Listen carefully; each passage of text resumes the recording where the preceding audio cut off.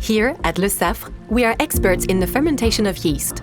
Fermenting means organizing and controlling the environment while providing high-quality yeast cells with the materials they need, like sugar and oxygen, for example, in order for them to generate many other cells.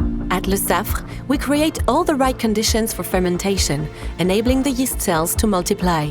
Let's learn how. It all begins in what we call the strain bank, where the different strains of yeast cells are stored at -80 degrees Celsius. An initial liquid culture is prepared in a tube. A few milligrams of yeast are transferred to a culture medium, and this is placed in an incubator at a favorable temperature. The fermentation process then requires patience. Next, the yeast cells are transferred to a larger environment. The purpose of these different stages is to successively increase the biomass, namely the quantity of cells produced, in order to reach a sufficient quantity of yeast. We can then pitch a fermenter to obtain the first generation yeast. The end result is several tons of yeast generated in just a few days.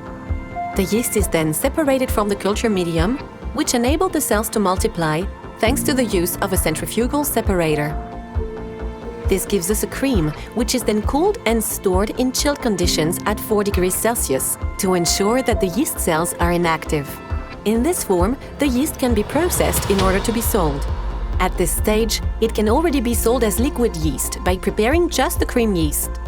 This liquid yeast is then sold in 3 forms, either in castalia, which is a sort of refrigerated bag, or else the cream yeast is sold in a container, 0.1 to 1 cubic meter, or in 25-ton trucks for very large bakeries. We also market another type of yeast, namely fresh or compressed yeast.